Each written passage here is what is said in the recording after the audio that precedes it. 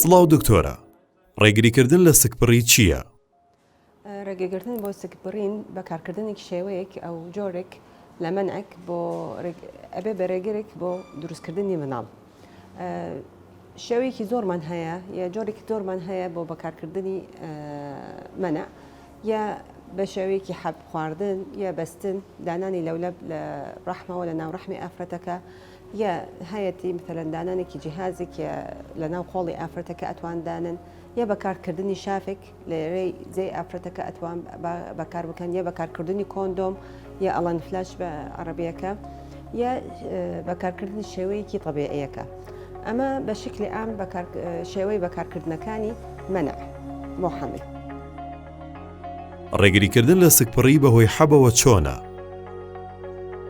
بەکارکردنی حەب بۆ منع شتێکی زۆر ئاسانە.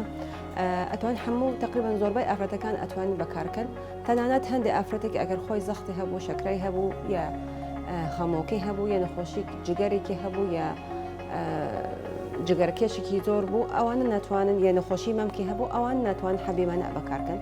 بە زۆربەی ئافرەتەکان ئەتوانی ئەو حەبە بەکار بکەن. حەبی منعەکە بە دوو جۆرێکمان هەیە. جۆرێکمان هەیە دوو هورمۆن پێکهاتەی دوو هورمۆنە ئێسترۆژین و پرۆجسترۆن، یا جۆرێکمان هەیە تەنانەت پێکهاتەکەی بەس پرۆجسترۆنە. بە زۆربە جار ئێمە کاتی بەکارەکەن ئەو جۆرە شتێک هەیە پرۆجسترۆن و ئێسترۆژینێکیان هەیە. ئەو حەبە منعانە ئیشەکەیان چۆنە؟ بأنه ئەوەستن هەلکە دروستکردنەکانی ئەوەستن، یعنی ئەو کاتە ئافرەتەکان هەموو مانگێک ئافرەت یەک هێلکەیەکیەتە خوارەوە بە شکلی بە شێوەیەکی ئام، بەس بە بەکارکردنی حەبی منعەکە ئەو هێلکەیە نایەتەوە بۆ خوارەوە. ئەو شێوەیە حەبی منعەکانیانتەوە بە دوو جۆرێک، جۆرێکی یەتەوە تەنانەت بەس حەبەکانە، جۆرێکی یەتەوە مقەویەکان لەگەڵی. بەکارکردنی حەبە شتێکی مهمێکی تایە بەکارکردنەکەی بە کاتەکانی بە هەمان کات بێتە ڕۆژانە، چونکە ئەگەر هات حەبەکە لە بیر چوە یا کاتەکانی تۆزی پاش و پێش کەوت، ئەمە کاریگەریەکی لەسەر ئیشی حەبەکە ئەبێ. ئەتوانی ئافرەت حەبی منع بەکارکە بە هەرچی کاتێک لە سووری مانگانە، بەس باشترین کاتە دەست پێکە لە سەرەتای سووری مانگانە، یەکەم 5 ڕۆژی سووری مانگانە مەگەر دەست پێ بکە بە حەبەکە. تاوان حەبەکان خۆیان بە شێوەیەکی بە پێی ڕۆژەکان یێنەوە یا بە شێوەیەکی ئارەسەیەکی هەیە لەسەر حەبەکە دەست پێکە. ئەوە چۆن ئارستەکان دەست پێکەن بە حەبەکان ئەو هایە.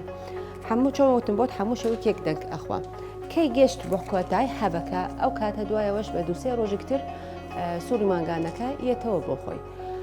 ئەگەر هات ئافرەتەکە جارجار لە بیرە چێ حەبەکە یا تووشی زگچوون بوو یا تووشی ئەرشانەوە بوو یا هەندی حەبێک خواردووە کە لەگەڵ ئەم حەبەنە ئەگونجێ، ئەو کاتە ئەوانە هۆکاری دروستبوونی مناڵ ئەو ئەڵێنەوە فەشەلی بەکارکردنی حەبی منعەکە.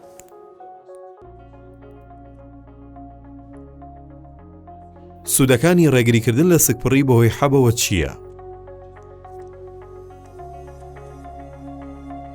لە ڕێگەی حەبەکە ئەتوانین بە ماوەی تقریبان دوار وەستاندنی ڕێگەکە ئەتوان بە ماوەی 3 هەفتەیەک 3 مانگی تر ئەتوانی ئافرەتەکە ذکر بکە بە هەمان شێوەیەک بۆ لەولەبەکە. بەس ئەگەر هات جارجار لەولەبەکە کێشەیەکی دروستەکە لە ناو ڕەحمی ئافرەتەکە مەثەن نووسانەوەی بۆڕیەکان لەسەر یەک، ئەوەش تۆزی قورسی هەیەتی، بەس ڕێگەکە زۆر کەمە.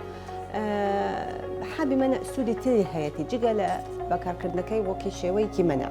ئەتوان بەکارەکەی بۆ تێکچوون سووری مانگانە، ئەتوانی بەکارەکەی بۆ ئازاری سووری مانگانەکان، ئەتوانی بەکارەکەی بۆ هەندی نەخۆشییەکی هەیە ڕێگرەکە یا کەم ئەکە نەخۆشی سەرەتانی ڕەحم یا سەرەتانی هێلکەدە.